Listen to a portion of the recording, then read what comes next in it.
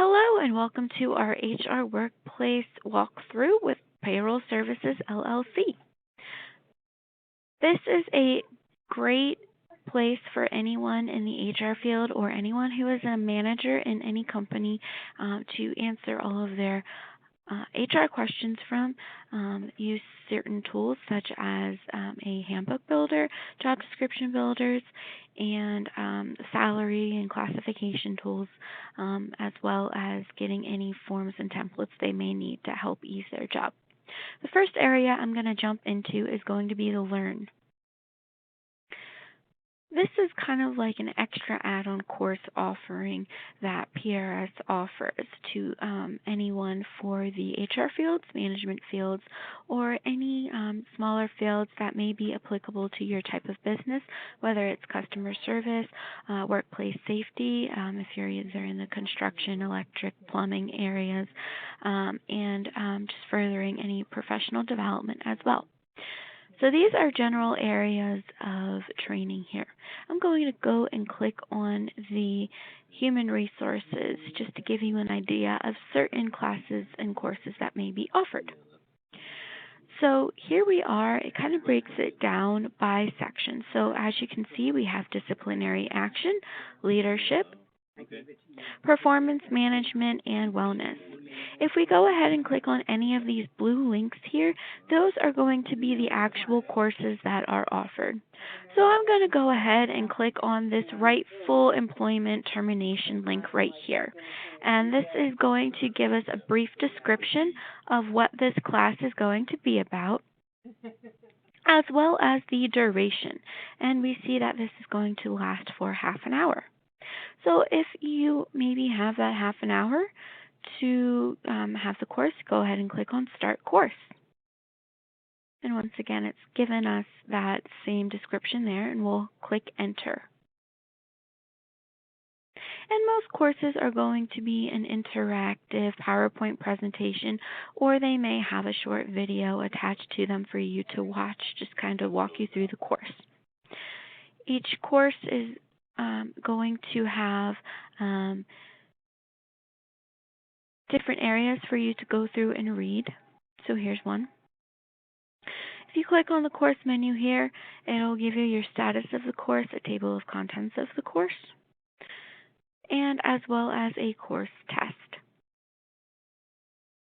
Once you're done, you will be able to print off a certification certificate if you would like.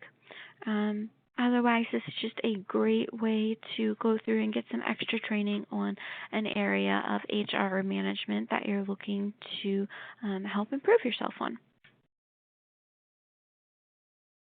Now, say you get interrupted during this and you need to come back to complete it. No problem. When you come back to log in, you'll want to go to My Courses up here up top. This will show you all of your courses that you have started, as well as your progress. As you can see, I've started 4 classes and have not finished any of them. They're all still in progress. To resume the class, simply hit the play button here.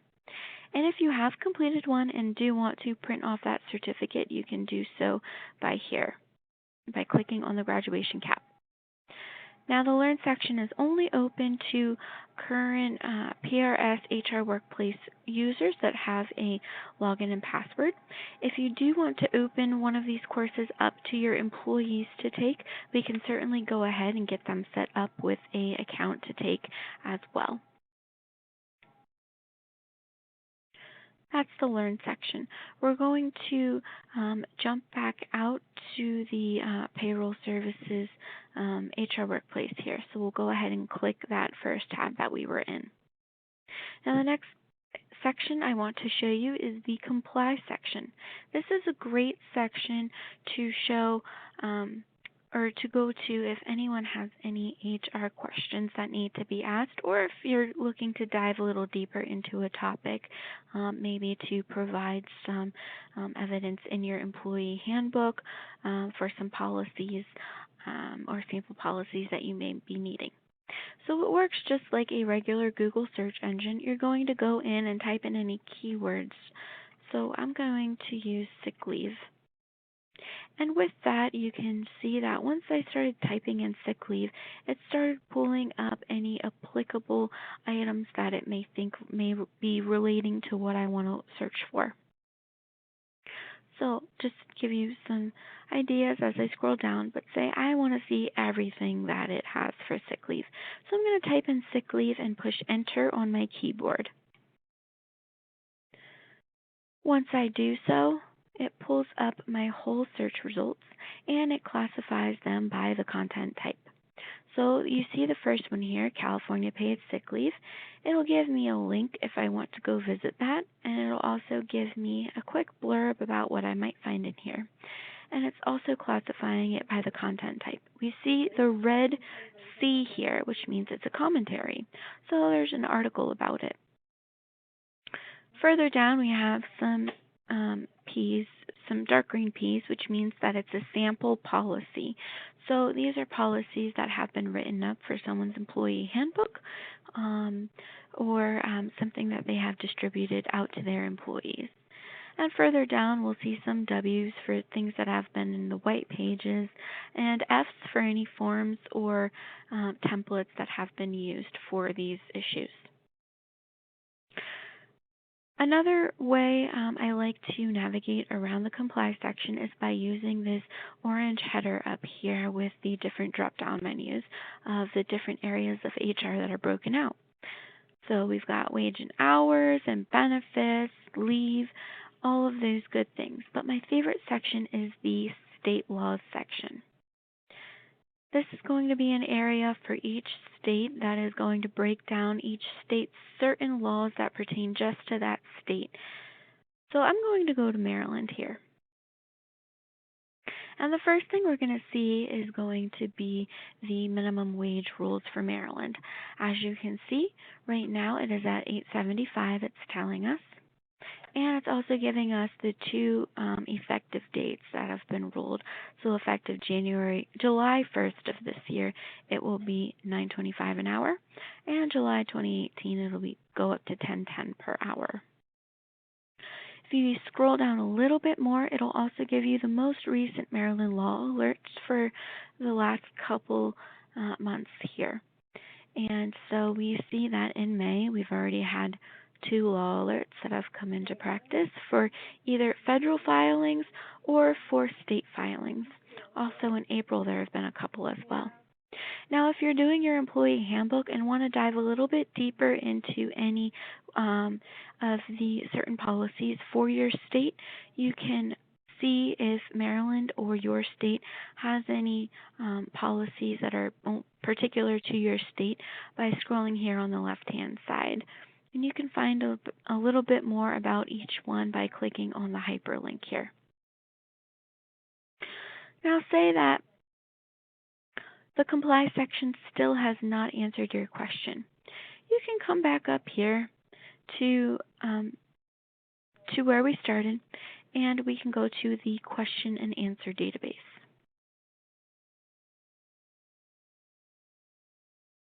Now in here, this is a database of all of the questions that have been previously asked by HR professionals. And so you can start by typing in a keyword. And this will give you the questions that were asked by HR professionals, and with them are any attached answers that have been answered by the HR workplace here. So we'll go ahead and click on one. And this one looks like it's asking if they need a medical certification for any sick leave if they're in Los Angeles. And here's the answer for that. That has been answered by a professional at the HR workplace. Now, say you're going through and you still haven't found your answer. No worries, there's one more spot where you can go. If we navigate back out to where we started from, you can go in and ask a question directly here. So you can type out your question here, and you can help by giving Think HR a little more knowledge about your company and about the topic that you're asking about. So this is going to be any leave. You've got 20 employees working for you, per se. We're going to be located in Frederick, Maryland. And the company is going to be a public company. And then you can simply submit your question here, and they will get back to you within 24 to 48 hours with an answer. And then your answer will also be published in the question and answer database. Moving on, I want to show you the classification tools. So there's going to be two classification tools that it is going to show you. It's going to show you the independent contractor and the versus the W-2 employee, as we like to call them, tool, as well as the exempt versus non-exempt tool, or your white collar versus blue collar tool, whether to pay them overtime or not. So we'll go ahead and click on that one. Both tools work very similarly. When you first click on it, it will give you some background of why it's important to classify your employees correctly. And then we can go to the assessment. The assessment can always be found on the left-hand side of the drop-down menu. So once we go into the assessment, it will ask us some basic questions about your company. You can or cannot fill that out if you want to get your answer. It doesn't matter. What we're really interested in is answering these yes or no questions depending on the employee's roles for the company. So once you're done answering yes or no to all of these questions, you can come down to the bottom and it will automatically populate if they are exempt and why they are exempt given their FLSA status, whether they're an executive employee, administrative, or fall into any other of these types. Or if they will be a non-exempt employee, meaning yes, they do indeed need to be paid overtime if they work more than 40 hours in your work week.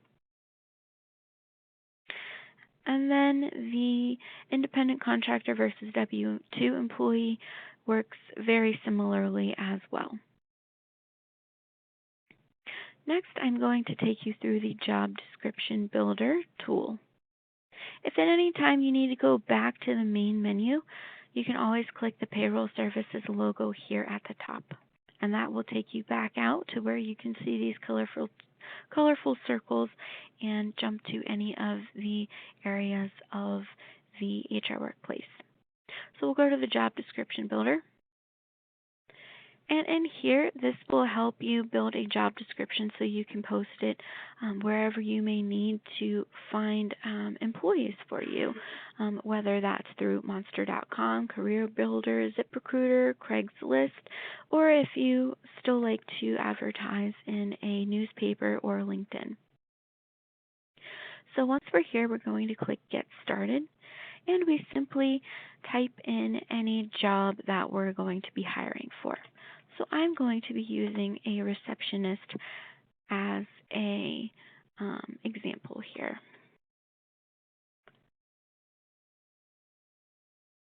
So here it's brought up, I've typed in receptionist, and it's brought up some similar job roles to what a receptionist might be. So you're going to want to go through here and pick out what you may want, what might closely resemble your search. So actually, I think switchboard operators and including answering services is going to fit what I need, because I just need someone to sit at the front desk and answer phones all day and direct them to where they need to go. So in here, you may type in your company information if you want, but it is not necessary. We're more interested into getting the nitty-gritty out of this job description here. So what this is going to do is this is going to pull from other receptionist positions that have been advertised and put in job duties, knowledge, skills, and abilities, what have you, that are commonly found with this position. Now with this, you'll want to go through and make sure that everything looks looks up to par with what you will be hiring for. I just want to make sure that all of the job duties will be the job duties of someone that you're hiring for. If at any point you want to not put one of those categories into your job description, you can click this exclude category and that will take it out of your saved job description. If you want to edit a job description, you can always click this orange button and it pops up something similar to a Word document where you can go in and change anything. You can delete, add, bold, italicize, what have you. You can even add pictures and charts if you want to in here. And then always remember to click Save once you've edited something. And once you're done reviewing everything that is going to be in that job description, I will advise you now it is going to be very detailed. You're going to want to click Save as a PDF or a Word document. You can also come back and save it for later, and you can come back and finish working on it if you get distracted or run out of time. So we're going to go back to the top. And next, I'm going to show you the compensation tool. Now, this is a tool that's hidden. It's not one of the buttons down here below. So I'm going to show you where you can find that. In the search menu, if you type in salary, the salary tool will pop up, and that's what we need. So go ahead and click salary tool, and we're going to go to the compensation tool. Now what this is this is basically a paid subscription to salary.com. In here we can type in our job title and the location.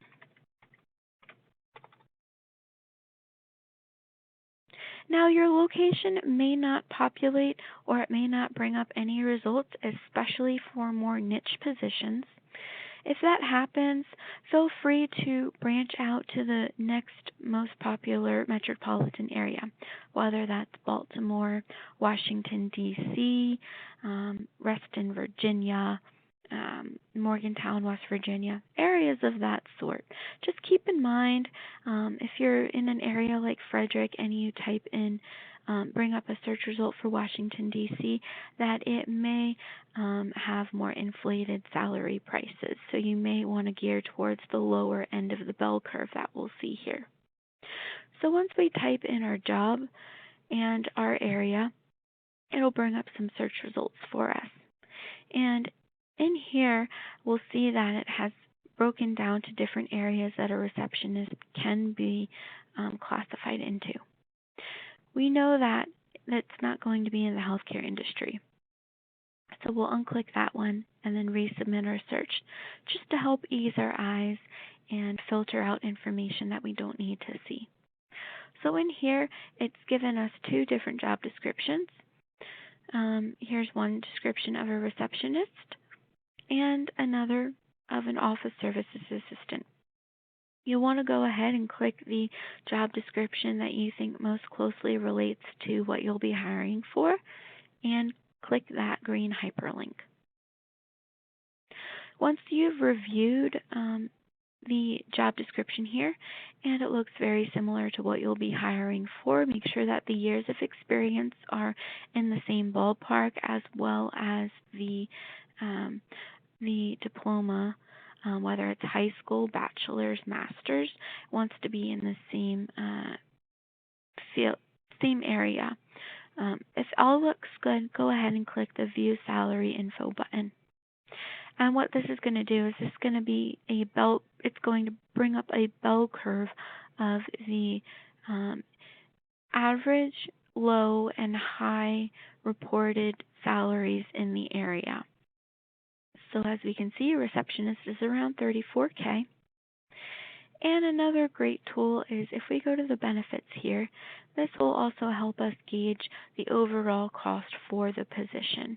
It will also tell us what the normal bonuses are for this position, any healthcare expenses that might be associated with this position, as well as time off that is normally taken with this position and paid out to employees for a total compensation ballpark amount for you.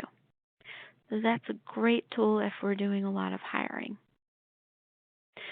The next area I'm going to jump back to is going to be our Employee Handbook Builder.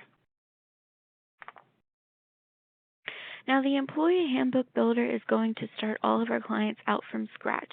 Unfortunately, you can't come in and upload one of your employee handbooks and do just a little bit of changes to it. It's going to start you out from scratch. So we'll go ahead and click Get Started. And it's going to ask you for 6 questions. The President and CEO's title, the CEO or President's name, the company's name, the company's abbreviation, the state, but we like to leave that as federal, and the number of employees. Now, the number of employees does matter because if it's less than 20, it will not include the FMLA laws, and if it's less than 50, it will not include the Affordable Care Act laws. If for some reason you've started your employee handbook with a lesser number of those employees, go ahead and you'll have to add those in later should you ever reach over that amount of employees. We'll click Continue. And naturally, it's going to start us off at the Welcome section. Now, each section is broken down into smaller sections. So first, we'll review the Welcome section. If we click Description, this will also give us a brief description of what this section talks about, why it should be included, and its importance in an employee handbook. If we click the View/Edit button, it's going to give us the exact verbiage in a editable Word document sort of format here. So we can see these bracketed items are something that we definitely need to go in and change.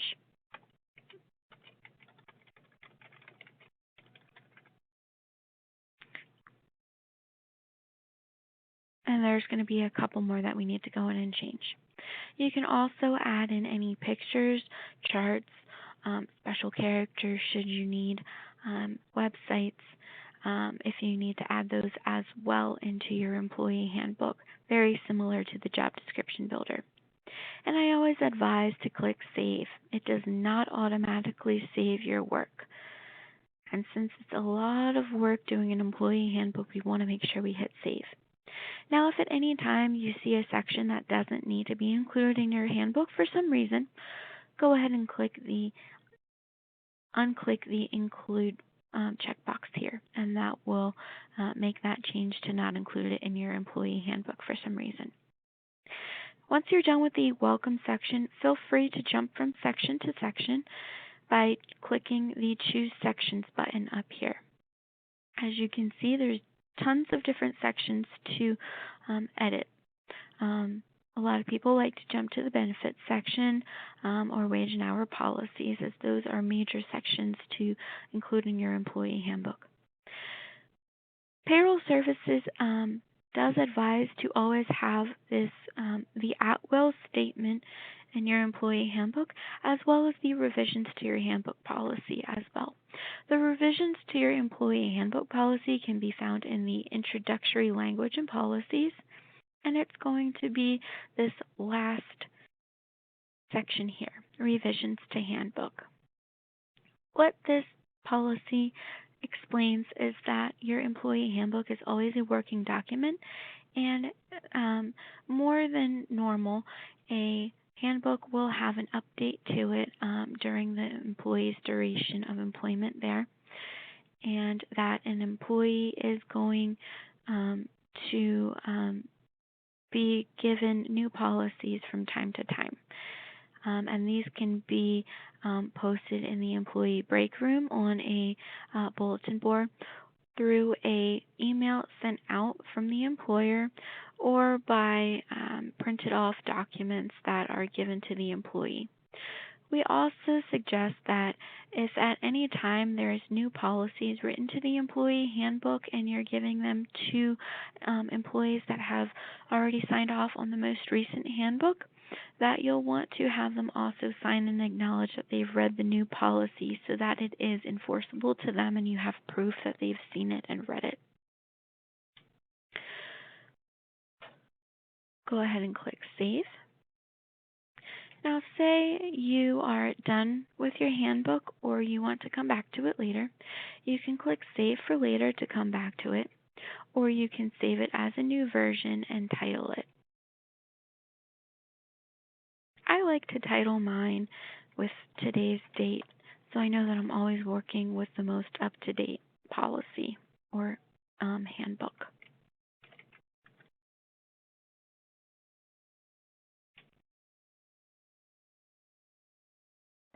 Now, when I'm completely finished, it will give me an option to save my handbook here or print it off. So if we come all the way to the bottom, we'll want to click the handbook that we're working on. And we can either download it as a PDF or download it as a document. I like to download it as a Word document because this will allow me to go in and add my my business logo or any charts or images that I want to include as well.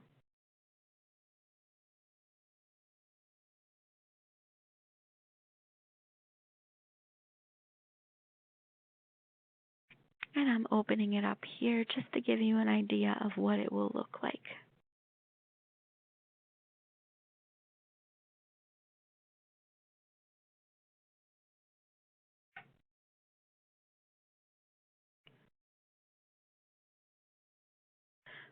So it has opened it here for us. We'll see that it has generated a table of contents for us, as well as a very detailed employee handbook. Now, it is important for you to go through and look at all of the policies to make sure that they are up to date with your current workplace policies as well as your state laws.